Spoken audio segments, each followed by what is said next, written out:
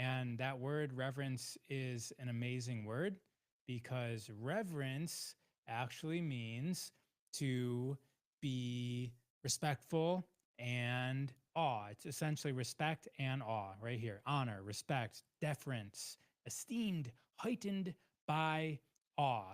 So that's reverence. And in the Kriya, we first, so in my self expansion app, what we do is we first do a skillful psyche lecture for 5 to 15 minutes, and we do exercises. So one of them that we did today was about setting a goal and then breaking down the habits necessary to achieve that goal. And there's different types of habits. You can just do it all out, sort of like just achieving something, just doing it.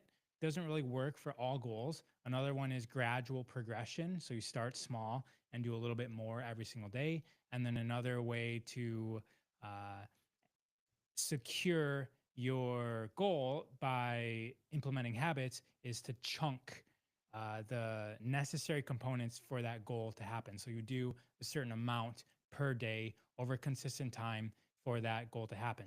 Anyways, that's how we started off the Kriya. And we did a lot of physical work, lots of physical work. And then at the very end of it, we connected with the fruit and then we ate the fruit. And the symbolic nature or the metaphor of the fruit is that the fruit represents the fruits of our labor. So we did this Kriya. It was pretty exhausting. And then at the end, we essentially meditated with the fruit. We became one with the fruit.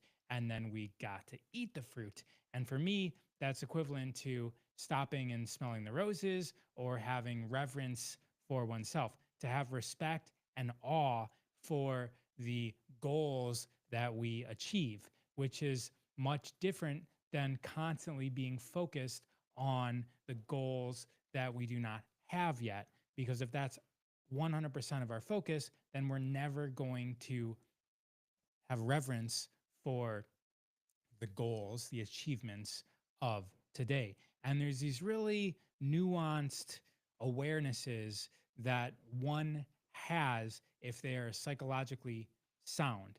They understand or comprehend the difference between wanting something, which is recognizing lack, and desiring something. So if we just go back to the etymology here, want is a Norse word that means to lack, to lack. And desire is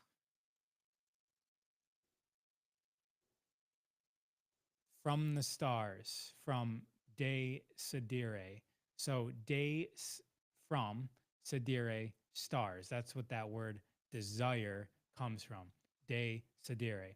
So we have desire meaning from the stars and want meaning to lack. So again, very subtle difference, but one who is psychologically sound, one who is well practiced, recognizes the difference between seeing lack in one's life and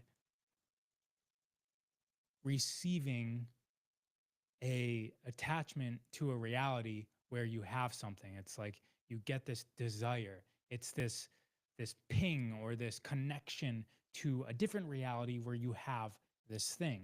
And if you're constantly focused on wants, when you get those wants, you don't have the same reference than if you viewed the want as a desire. If you're just going after what you want, by the time you have it, you'll have new wants. You're going to be like a captain in a ship with binoculars, always looking over the horizon on what's next. When you get there, you're never going to be able to enjoy what you have achieved because you're still looking at your lacks. And so, anyways, the Kriya was amazing because it reminds us, it puts us into a practice of having reverence for the environment that we have created. And just to show you guys really quick, oh, that's the whiteboard. What was I doing there? Let's see that again. Oh, I was making the reel about the Apple thing. Yeah.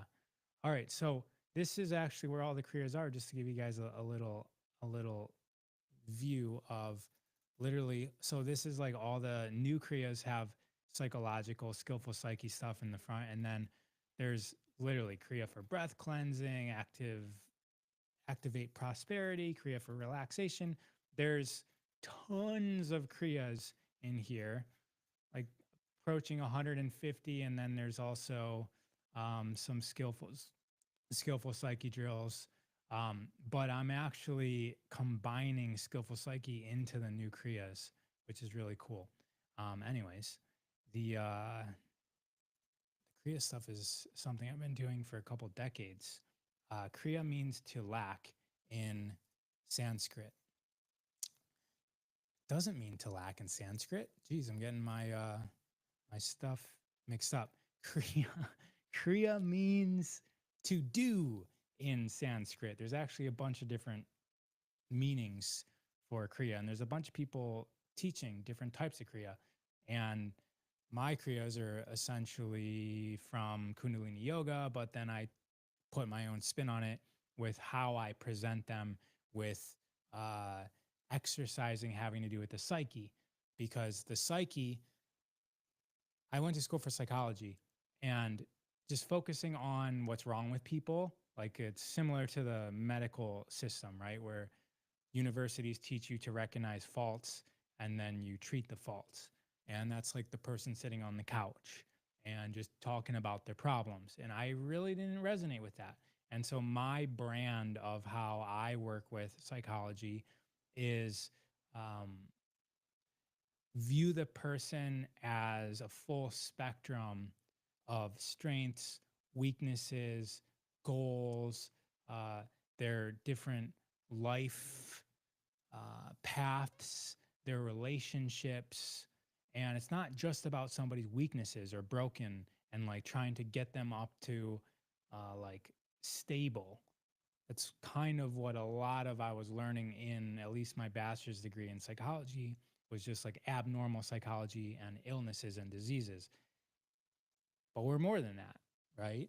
And everybody could have a healthy relationship with all of the different aspects of their self, their weaknesses, their strengths, where they're going, where they've been, what tools do they have access to, how do they relate with the other people on the journey with them or adversaries, and breaking down what that all means and being skillful within the realm of our psyche, which is essentially our thoughts about all of these things that I brought up and how we emotionally relate to all of those essences or aspects of self.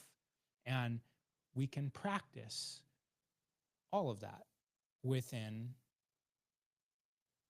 a safe space. It doesn't always have to be talking to a therapist, it can be you doing and prompted exercise that allows you to work on those skills. And I used to own gyms, and the way that I trained people owning gyms was making somebody capable over a broad variety of domains, both in terms of types of exercise and intensities and time. And even like messing around with things like vision and sound and what happens if we do things blindfolded.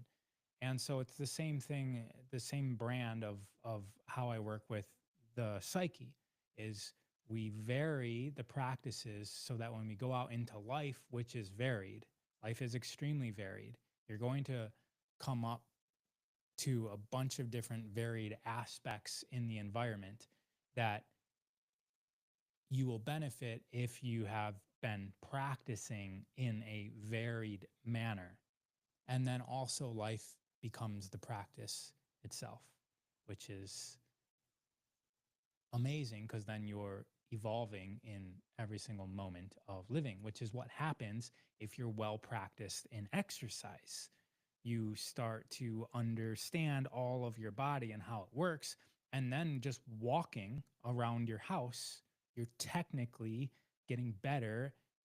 You're improving your skill because you're aware of how your big toes hitting the ground, how your foot is transferring the energy up into your leg, through your pelvis, into your core, and how it's positioning your chest and your shoulders, your neck, your head, and how you can produce force and direction change and agility, coordination within all of that. You actually, it extends out of the gym. Once you've actually been well practiced within the gym, you then start practicing literally 24 hours a day, even when you're sleeping. You're aware of how your body's positioned in bed to contribute to yourself as an athlete or just a person in general. We can do that with the psyche, where the things that come into our life are practice and you're aware, you're conscious. That's where that term, like waking up, comes from. You're able to observe the dream, the movie, from another standpoint, rather than just being a character within it, not recognizing the lessons that we're here to experience. Doing what you love and enjoy, which radiates out. And he spells enjoy with IN. Enjoy, which radiates out. See prior comment. Oh, okay. Just going back, following the messages. I do not see a prior comment. Do not see a private comment. Prior means before, and yeah, I'm just making sure. Prior. All right, everybody. So all of that was to say, have some reverence for what you've created in your life.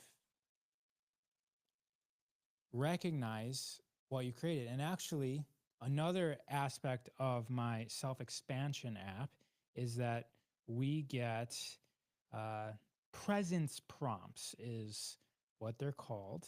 And the presence prompts for today, I thought I took a screenshot of it. Those of you guys in my, I don't know what they're called, like Telegram, Instagram groups. The presence prompt of today, I don't know if you guys can see that.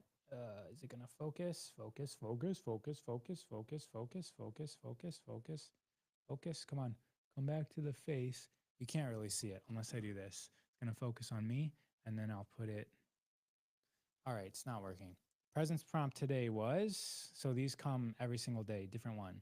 And they're meant to be a practice that you get to do in like 30 seconds or less than 5 minutes, most of them. This is the presence prompt today.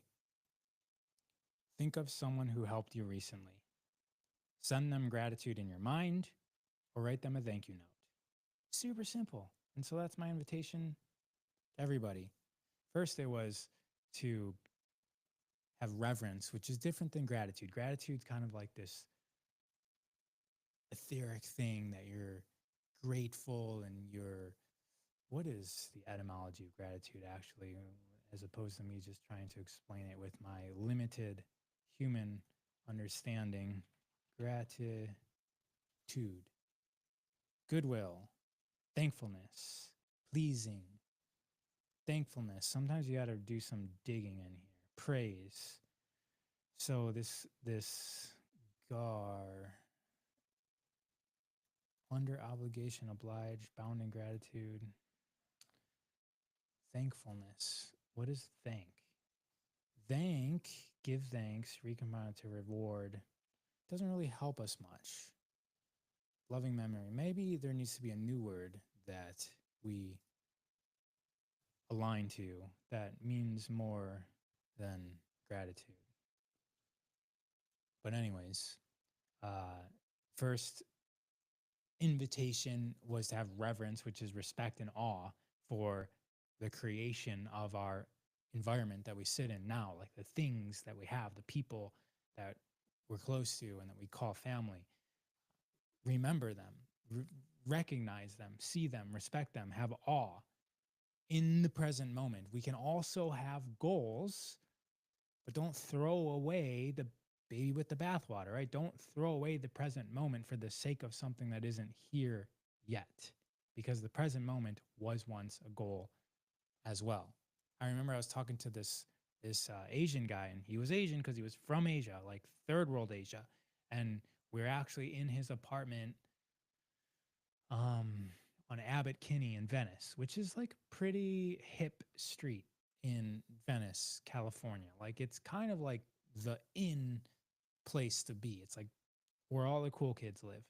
And he was complaining about his life, and I was just like, bro, like, what are you like? Do you remember when this was a dream come true to you? Do you remember like living on the other side of the planet and having this in your mind? Like, have some reverence for where you're at right now. And then the presence prompt today was to think of, have gratitude for somebody else and send them gratitude in your mind, or actually write them a letter. And maybe you don't even send it to them, but you at least imprint it, embed it into this reality. Okay, everybody, I'll leave you with that for this weekend. Bye bye and sayonara.